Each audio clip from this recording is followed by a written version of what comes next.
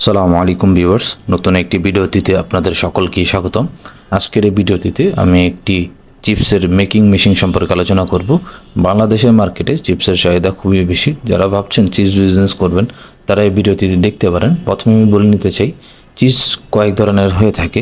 আলু, ভুট্টা, চাউল, কলা, এই নানা ধরনের চিজ বাংলাদেশের মার্কেটে অ্যাভেলেবেল আছে। আজকের এই ভিডিওতে যেটা আলোচনা করব এটা হলো পাফ রাইস মেকিং মেশিন বা কর্ন পাফ মেকিং মেশিন। এই মেশিনটি দিয়ে আপনি ভুট্টা বা চাউলের চিপসগুলো বানাতে পারবেন, যেগুলো স্বাস্থ্যের জন্য খুবই হাইজেনিক। এই বিজনেসগুলো করতে গেলে আপনার যে ধরনের মেশিনগুলো লাগবে সেই মেশিনের আজকে আলোচনা করব, এবং যাদের থেকে মেশিন নেবেন তাদের থেকে কী ধরনের ফেসিলিটিস পাবেন সেগুলো আমার এই ভিডিওটিতে আপনারা জানতে পারবেন। এবং এই ভিডিওটিতে আমি ফুললি অটোমেটিক একটি বিজনেস আইডিয়া দেওয়ার চেষ্টা করব। আশা করছি ভিডিওটা স্কিপ না করে সকলেই সম্পূর্ণ ভিডিওটা দেখার চেষ্টা করবেন। ভিডিওটিতে ইনফরমেটিভ আইডিয়া নিয়ে আলোচনা করছি। এখনও পর্যন্ত যারা আমাদের ইউটিউব চ্যানেলটি সাবস্ক্রাইব করেননি অবশ্যই সাবস্ক্রাইব করে নেবেন এবং বেল আইকনটি বাজিয়ে দিবেন, এবং ভিডিওটিতে একটি লাইক দিতে ভুলবেন না। ধন্যবাদ।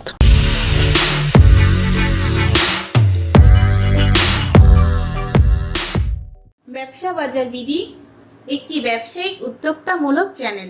বর্তমান সময়ে যারা ভাবছেন কর্ন অথবা রাইস মেকিং মেশিনের বিজনেসটি করবেন তারা এই ফুললি অটোমেটিক মেশিনটি দিয়ে কাজ করতে পারেন। এই মেশিনটি দিয়ে আপনার কাজ করলে অনেক ধরনের বেনিফিট আছে। তার মধ্যে অন্যতম যেরকম, এই মেশিন দিয়ে যখন আপনি কাজ করবেন এই মেশিন দিয়ে আপনি বিভিন্ন ডিজাইনের, অর্থাৎ যত রকমের শেপের ডিজাইনগুলো আছে আপনি এই মেশিন দিয়ে তার চিপসগুলো বা পাফ রাইসগুলো তৈরি করতে পারবেন।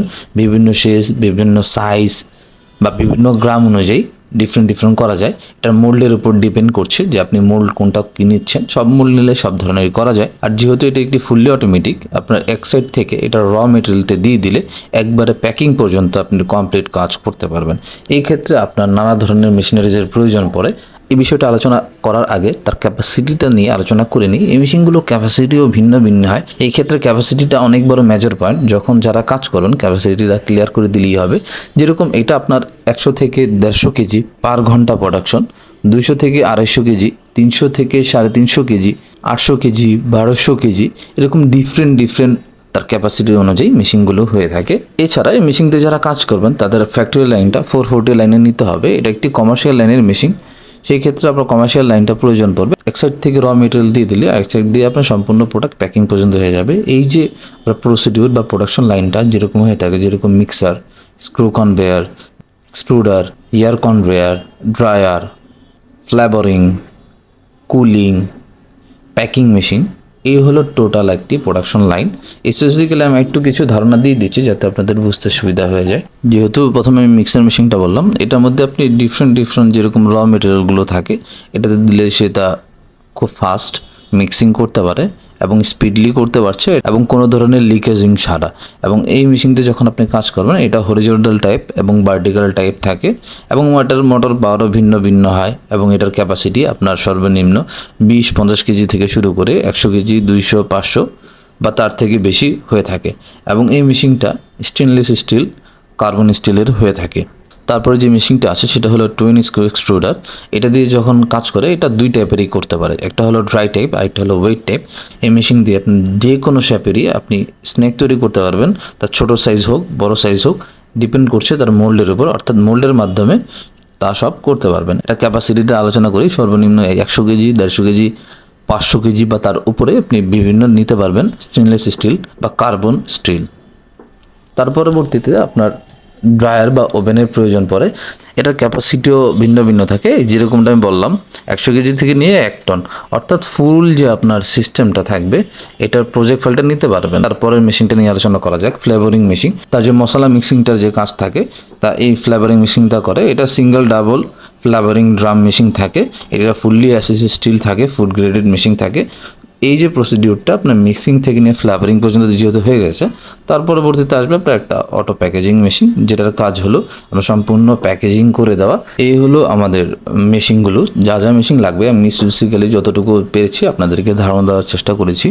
এক কথা, যখন আপনি কাজ করবেন শুরুতে আমি আপনাকে একবারে ফুল ক্যাপাসিটি বললাম 100 কেজি থেকে নিয়ে 1 টন। এরকম ক্যাপাসিটির হয়ে থাকে।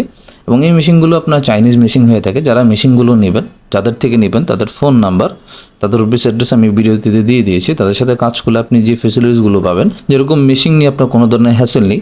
আর যদি কাজ করার আগে তাদের থেকে প্রজেক্ট ফাইলটা চান, সেই ক্ষেত্রে তাদের সাথে কথা বললে আপনি প্রজেক্ট ফাইলটি নিতে পারবেন কিছু শর্ত সাপেক্ষে। এই প্রজেক্ট ফাইলটিতে সম্পূর্ণ ডিটেলস থাকবে, মেশিনের প্রাইজিং থেকে নিয়ে, ক্রয় থেকে নিয়ে বাজারজাত পর্যন্ত টোটাল কস্টিংটা ওই জায়গায় ইনক্লুডেড থাকে। সেই ক্ষেত্রে আপনাদের কাজ করতে খুব ইজি হয়ে যাবে। এই প্রজেক্ট ফাইলটি ছাড়া আপনাদের আরও ফেসিলিটিস আছে, যেরকম সম্পূর্ণ প্রজেক্টটা কমপ্লিট করে দেওয়া পর্যন্ত সম্পূর্ণ হ্যাসেলমুক্ত কাজগুলো আপনি তাদের সাথে কাজ করতে পারবেন। ইনস্টলেশন করে দেবে, ইম্পোর্ট থেকে নিয়ে সম্পূর্ণ কাজই করে দিচ্ছে। তার পাশাপাশি আপনি ওয়ারেন্টি বেসে কাজ করতে পারবেন। যদি গ্যারান্টি বেসেও কাজ করতে চান সেটাও আপনি করতে পারছেন।